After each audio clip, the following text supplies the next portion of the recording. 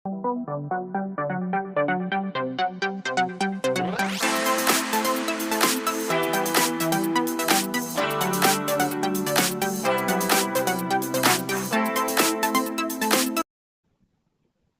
वालेकुम, मैं doctor माविशेक Sheikh homemaker clinic से आप सबको खुशामदीद। आज जिस न्यू टॉपिक की इन्फॉर्मेशन के साथ आए हैं वो एक होम्योपैथी की बहुत ही अच्छी मेडिसिन है।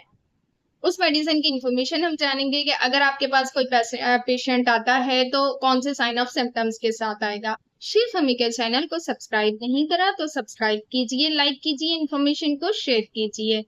स्टार्ट लेते हैं अपनी वीडियो का कि अगर आपके पास इस मेडिसिन का पेशेंट आ रहा है तो उसकी मेजर कंप्लेंट्स क्या होगी या उसका मेन इश्यू क्या होगा। ऐसे पेशेंट आपके पास आएंगे जो किसी भी एज के हो सकते हैं, उनको मस्से होंगे उनकी बॉडी पे, यानी कि वार्ड्स का हो जाना, मोल्स का हो जाना, वो आपके बॉडी पार्ट में कहीं पे भी हो सकता है, पूरी बॉडी में। ओवरऑल कुछ लोगों को फेस पे होता है, हेयर्स में होता है, बालों में हो जाएगा, हैंड्स पे हो जाएगा, थाई पे हो जाएगा, बॉडी के किसी भी हिस्से में हो सकता है।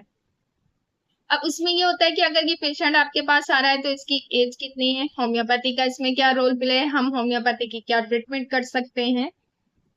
इसका जो पेशेंट आपके पास आएगा वो किसी भी एज का हो सकता है। हमने ये भी देखना है कि उसको कोई और क्रॉनिक डिजीज ना हो, क्योंकि ये क्रॉनिक केस में भी आ जाती है। अगर कुछ लोगों को स्मोल्स में तकलीफ होती है और कुछ लोगों को प्रॉब्लम्स नहीं होती है, यानी कि पेन वगैरह नहीं होता। ऐसे लोगों को कुछ को यूरिनेशन का इश्यू होता है कि ऐसे कि यूरिन पास आउट करने के बाद भी इनको ऐसे हैवीनेस फील होती है कि यूरिन अच्छे से ड्रेन आउट नहीं हुआ, यानी कि आपका ब्लडर खाली नहीं हुआ है।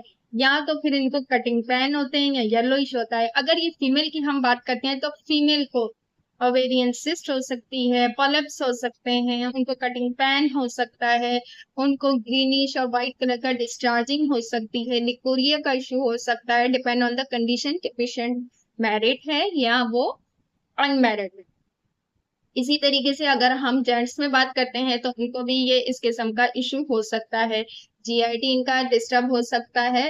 वो फिर हम देखेंगे कि पेशेंट हमारे पास किस एज का है। होम्योपैथी की एक बहुत ही अच्छी बात है कि ये सिम्टोमेटिक मेडिसिन हम इसको रिकमेंड करते हैं, एज अ कॉन्स्टिट्यूशन दे रहे हैं, एज अ मियास्मेटिक दे रहे हैं। वो फिर हम पेशेंट को देखते भी रखेंगे कि उसकी एज कितनी है, उसकी हिस्ट्री क्या है, उसका बैग क्या है, उसी के यहाँ पे देते हैं। यहाँ पे जो हम होम्योपैथी की मेडिसिन की बात कर रहे हैं उसका नाम है थुजा।